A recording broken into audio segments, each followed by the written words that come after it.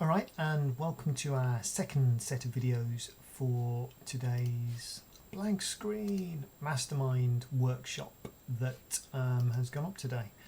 I'm going to do another one of these just because people seem to enjoy watching them and not many people put them up.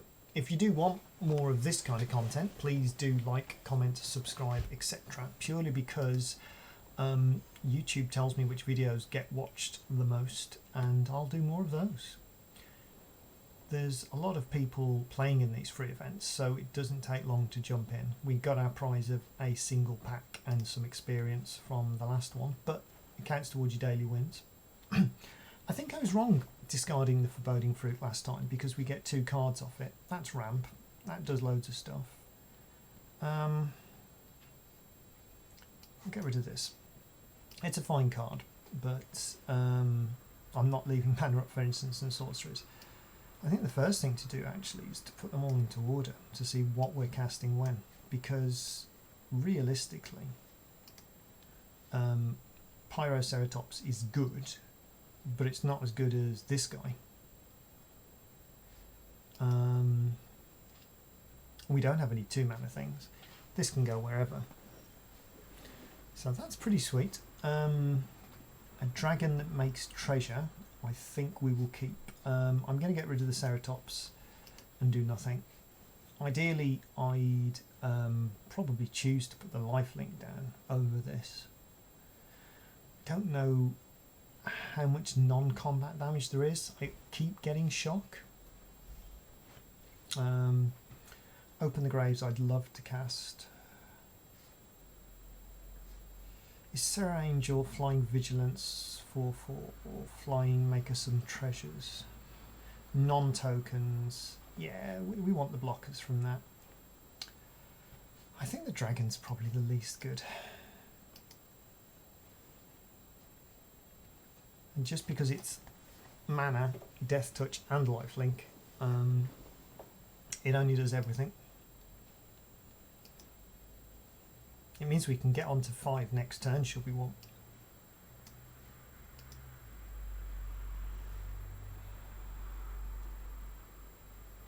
Is he... Oh, he is.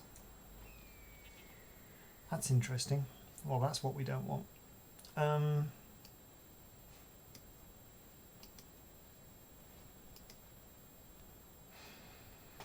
Do we jump up to 5? I think we do.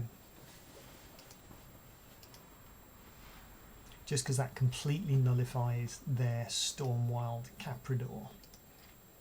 If they have boots for it, they'd have to be pretty big boots, because +1/+1 does nothing really now. And we've got our own if we need to butt heads. But that is a 3 mana thing, so this could roll randomly 3. Removal? Well, that's nice. Premier removal on a non-premier card is a win in my book. I mean, in this format, Serra Angel's still fine. After combat? Really? I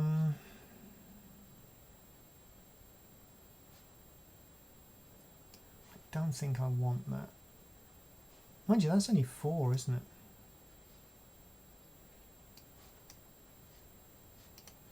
Let's see what we get for this. We want it to say anything other than 3.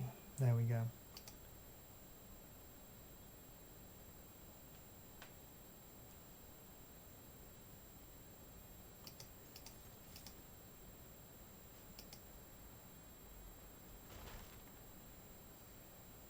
So I don't think we need this.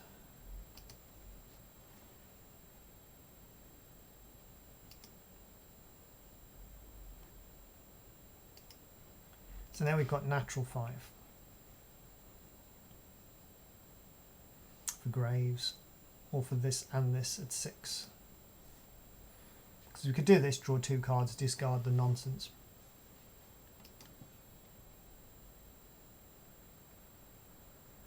I just didn't like taking a turn off to draw cards. It didn't feel smart, but maybe it is.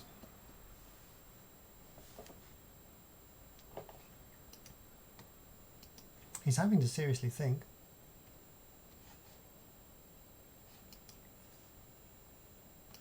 Well, if he's got revoke existence, we've got it, so so our angel might be freed at some point.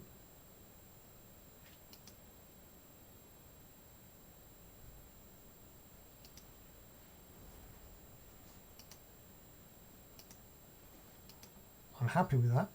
It might not be a 3 next time.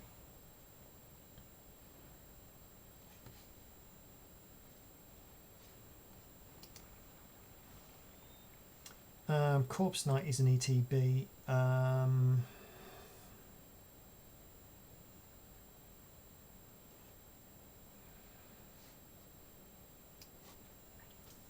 Is it gain or lose? Each opponent loses. And it isn't tokens.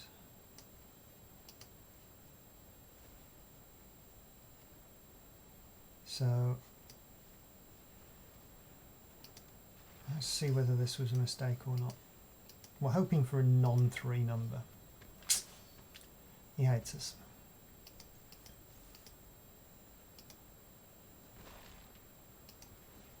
So we're still quite ahead on board. He can put a 3-cost thing down and trade with Hacktoss, but we can open the graves and get triggers off it.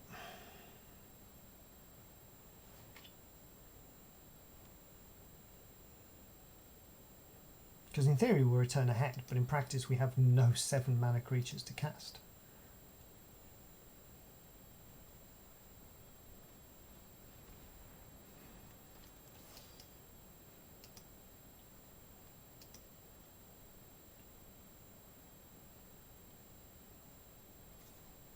Yeah, I think swinging is his best plan.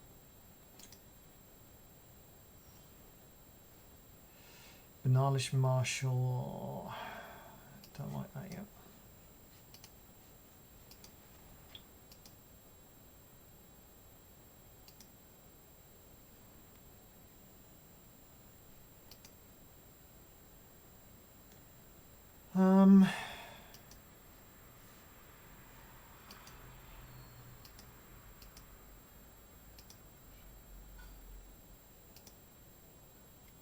I expected a block.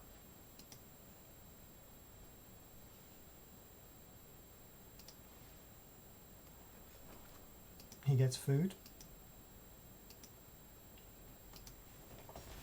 Hacktoss goes bye-bye. So if we'd have got any other number, there's a chance he may have been able to cast a thing, but he's been binning all his low-numbered stuff. So I don't really want to take a turn off.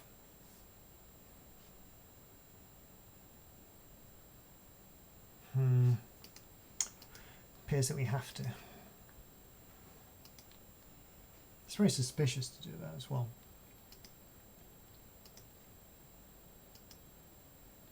Is he staying on 6?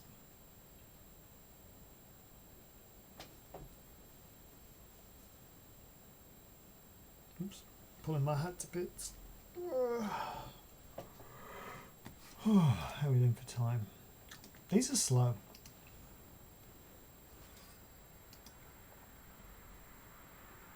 I'm fine with that. Going up to 7 there.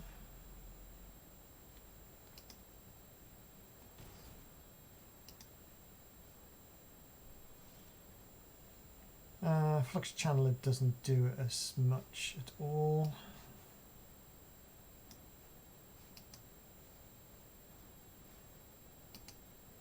So we draw 2, lose 2.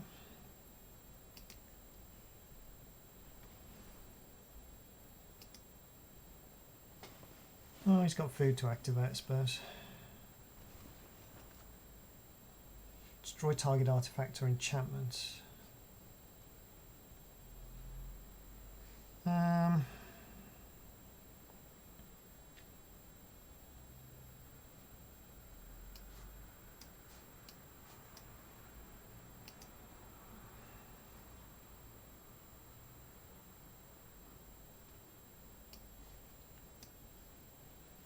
Happy little triggers.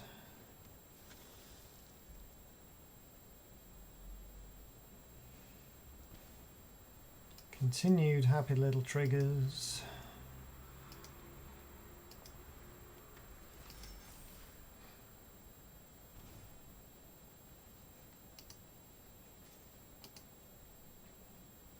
It's weird because you're both playing the same 140 card deck. Pro black, then block? That's a horrible play. I guess you get the scry.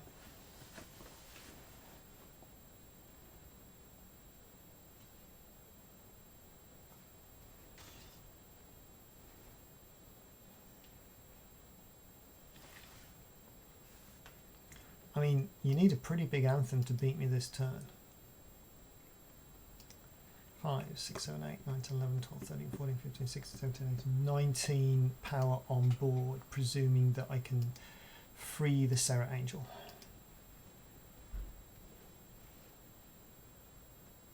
So now that's a 4-4.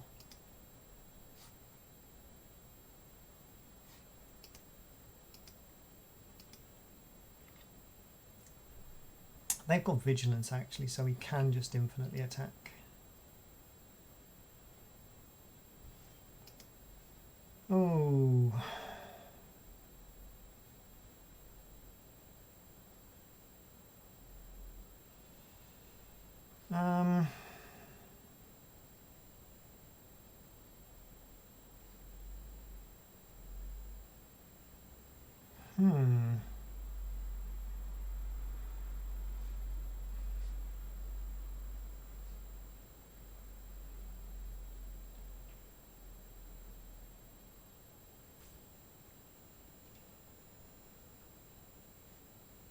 That's a sorcery.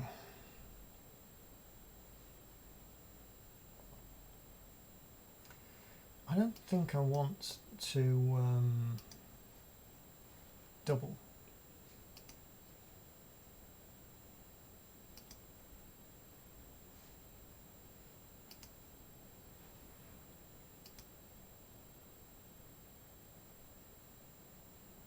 Yeah, I'm not fussed about that, and you could sack it in response.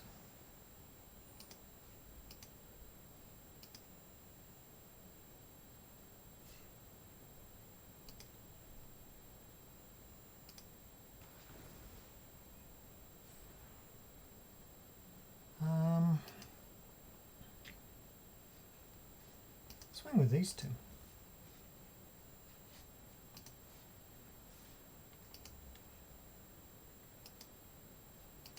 Because we're at least representing stuff then. You can Caprador the... ooh. Okay.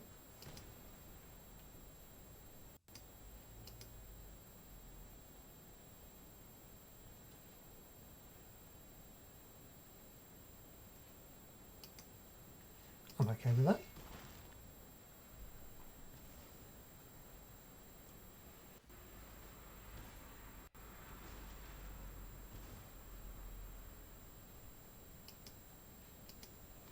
There is life gain synergies that we might want to save the food for.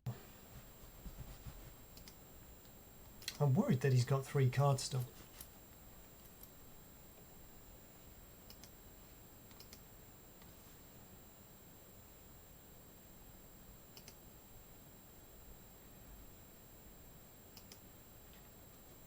Because they're effectively on 11 life.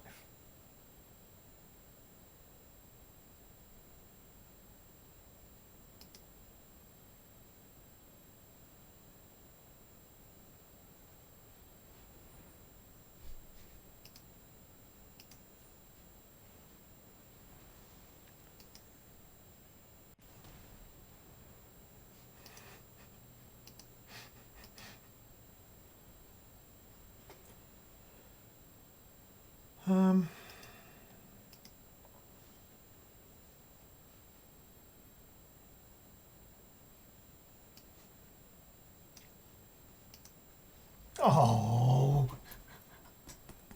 I had a brilliant win then. I got 4 damage to the face. And, oh, we had fun though. 4 damage to the face. And then a big swing. What on earth did I have in hand?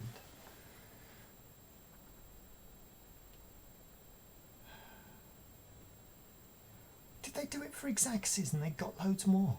I think they did. Oh, that was an embarrassment concession. How are we doing for time? 15 minutes, forget it. That's the video. Oops.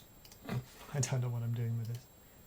But yeah, it's a fun little format. I think it's more interesting than the Mimir basic in terms of strategy. There's a lot more control on this.